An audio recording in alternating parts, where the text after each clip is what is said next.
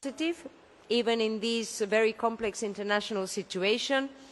The Spanish economy is showing outstanding strength and resilience with a very strong recovery after the shock generated by the pandemic in 2020. GDP reached a growth rate of 5.5%, both in 2021 and 2022, and the outlook is also positive for 2023, with a very positive development in the labour market. Concerning inflation, which is one of the main issues we have been discussing this week, thanks to the drop in international energy prices and the Spanish government's response, inflation dropped by 5 percentage points in 5 months, and Spain is one of the countries with the lowest inflation rate in the EU right now. We are witnessing, and this is visible in this week's meetings, we are witnessing a tectonic shift in the world order that has served us since the end of World War II. Many changes, many geopolitical tensions are taking place, mostly caused by the war in Ukraine.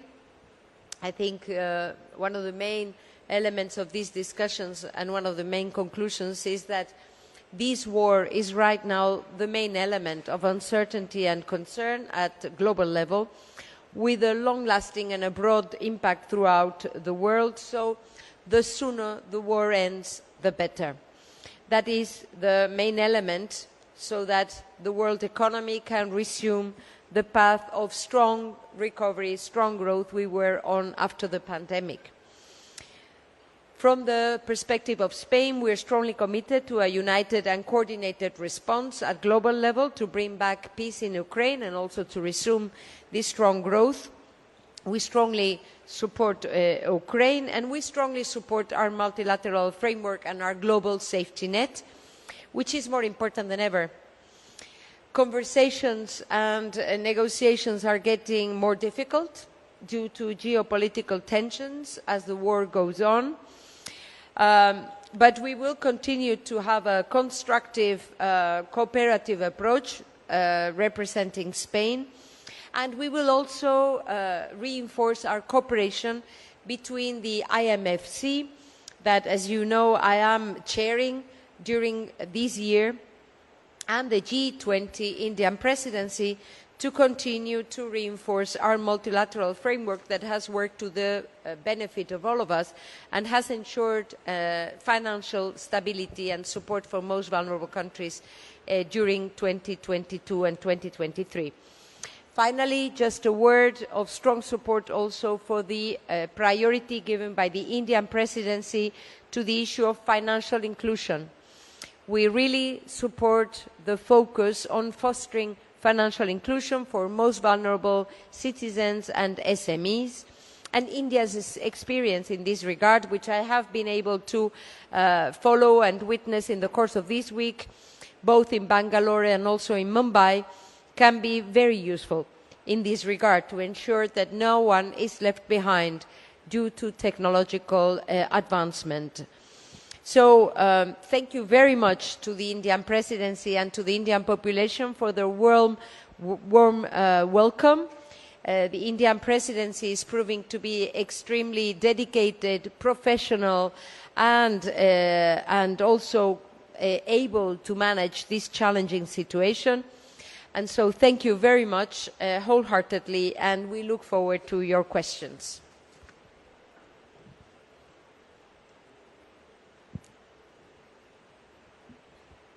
Good afternoon. Indira Guerrero from FF.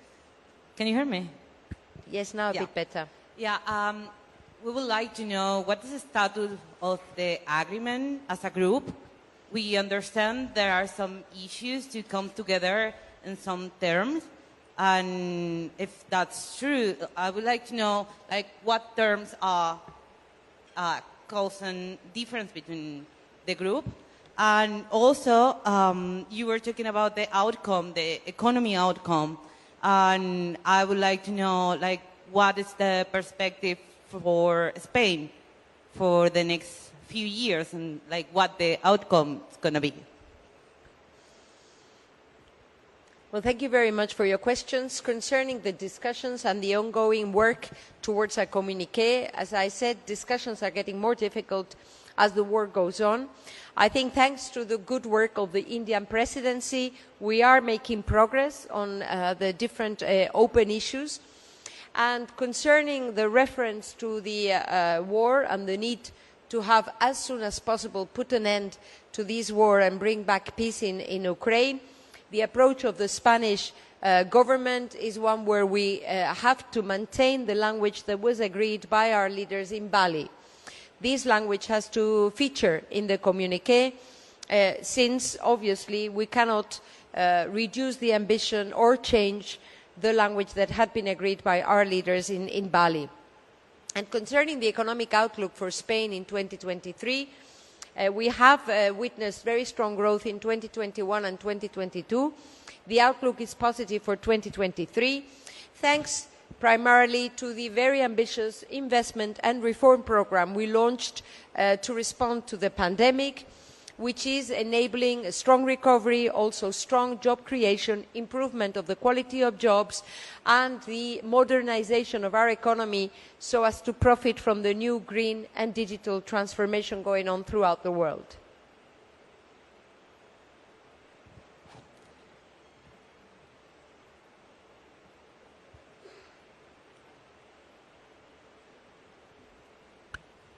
Hello, this is Priyashmita from Informist Media. Ma'am, you've mentioned that your talks are at a critical level regarding the official communique at this point in time. Debt management was listed as one of the prime agenda for this particular G20 meeting. So my question is, now that there are, the meetings are at the fag end of it and you are talking about much more critical framework in this direction, is there a split in opinion or some kind of differences of, from the G20 nations in this regard of debt management? Thank you. Well, I think there is a broad agreement on the fact that debt management and debt relief can be a very important instrument to provide financial support to most vulnerable countries. Discussions are ongoing, and I think we are making progress in the communique with the view to ensuring that there is a multilateral framework which provides clarity and certainty on how this debt management process is going to be conducted.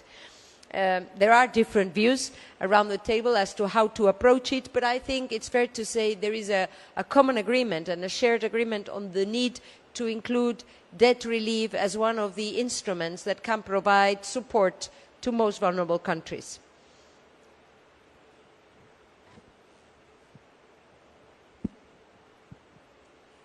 Jana Rando with Bloomberg, hello. Can you hear me okay?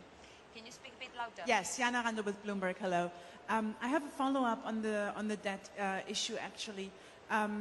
When you spoke earlier here, you said that time is of the essence to get this done, and it looks like we're still quite far from an agreement. David Malpass from the World Bank has said he's looking forward to talks continuing in April on the sidelines of the IMF meeting. I'm wondering, do Zambia, do Sri Lanka, do those countries have the time to wait until then?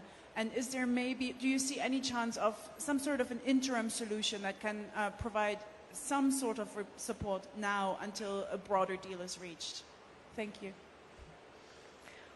Well, indeed, time is of the essence. We have to provide urgent support to these countries, but I would say conversations are ongoing on a daily basis. This is not only the milestones that can be reached in these G20 meetings or the spring meetings that will take place in Washington. There are ongoing discussions on a daily basis with a view to finding a solution as soon as possible for these countries that are in the most fragile situation.